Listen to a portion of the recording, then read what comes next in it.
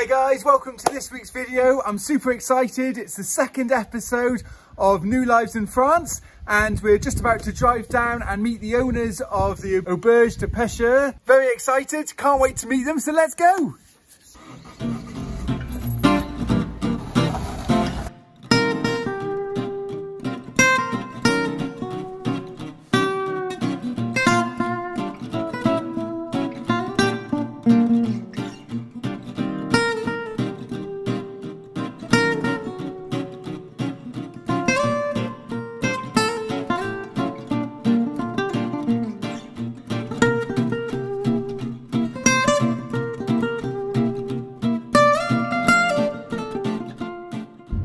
So I think I've hit rush hour in France.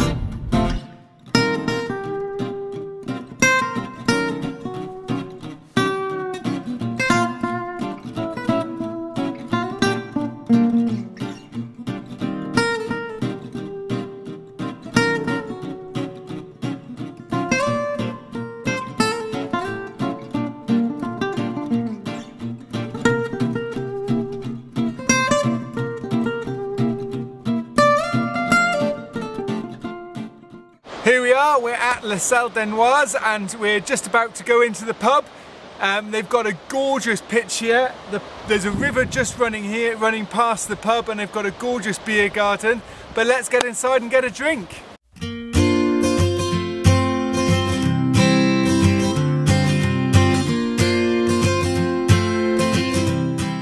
Well, I've got my local beer in, so I'll be enjoying this while I'm doing the interview.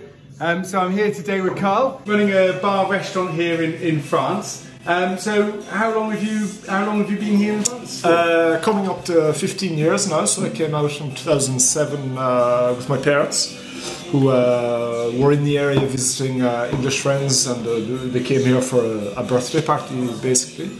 And the woman that was here before us, an English lady, had put it up on the market. So when they came back to Ireland after a month travelling around France, they proposed it to our family to buy it as a family affair, which we did.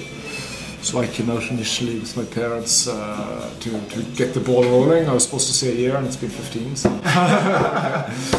so you're only supposed to be here for a couple of years and you've... and stuck at it, I suppose, because it took off and I had to kind of keep working at it, keep going at it, so we'll see here. So obviously I can hear the Irish accent. Whereabouts in Ireland? I'm North Cork. North Cork. Okay. My parents come from Northern Ireland, so if they were here, you'd hear another Irish accent. So your parents aren't here anymore? They are. They live in the village. They live in the village. And I work with my sister. It's my sister Karen who does the chefing here. Okay.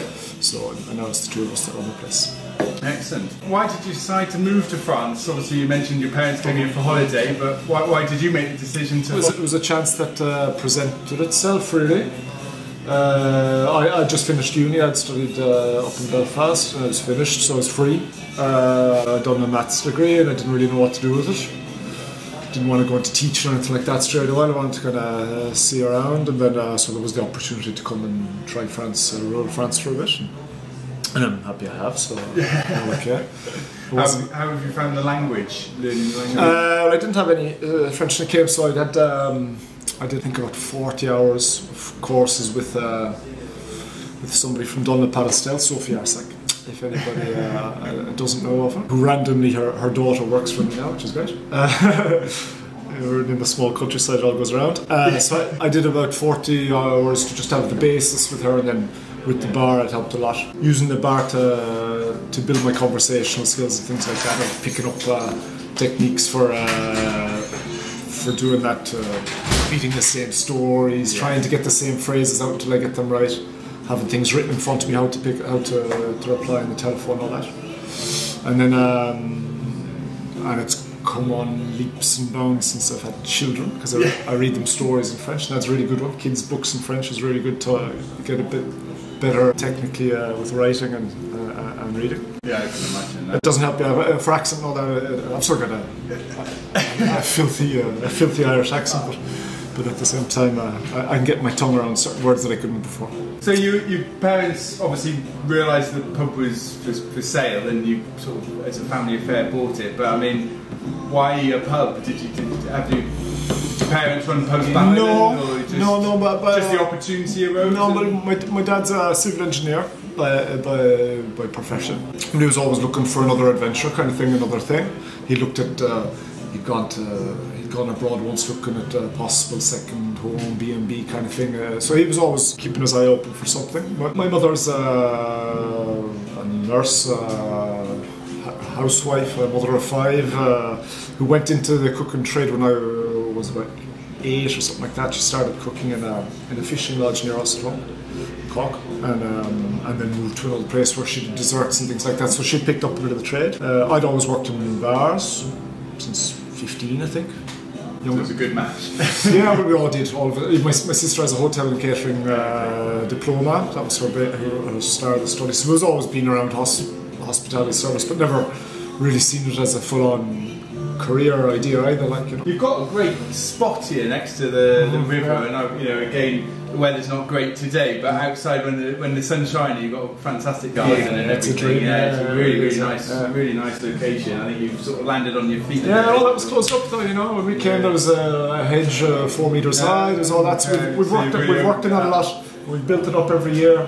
Like I say, 14 years. We work hard every year, and we've taken over the whole garden now. We started with just the upper terrace. We got eventually bigger, put in stairs to go down, and just started setting up it better. Now we can have 300 people in the garden, like, you know. What's your sort of favourite thing about living in France? You've been here 15 years now. I mean, what's kept you here? I enjoy the countryside, like, and you get it here. You get the real proper countryside feeling. Like, winters can be tough. It's not for everybody. But no, we were lucky enough to have here allowed us easier to get a community feeling back. You can get involved, like it's a small village of 500 people, so having a place like this especially helps you get involved. Do you miss anything about the UK or Ireland? An occasional fry up. Other than that, no, not really. What, you mean you don't do a good fry up? We do have to, but spontaneous, occasionally. What advice can you give anyone who's sort of thinking about coming to France, and certainly in this scenario, setting up a business here in France? Test the water, I'd say. Otherwise, advice, get a good translator if you need one. It can be a godsend, really, because they can have contacts in places. I know through Sophie, she put us in touch with certain companies that we still work with 15 years later, so that's handy to have. To be on a proper, good legal standing, you need to know what you're doing, and there's a lot of... You don't regret anything? You don't regret moving here? I mean, no. Would you go back to the UK? No. No? Got no plans to? Ireland maybe, not the UK. Yeah, well, that's true. No, I lived in Belfast, that counts. But no, it's not on my to-do list. But my partner's French, and my kids are French. So. You've obviously seen a lot of British people coming in and out of the pub and stuff over your years of experience. Have you got any top tips for anyone who wants to move to France?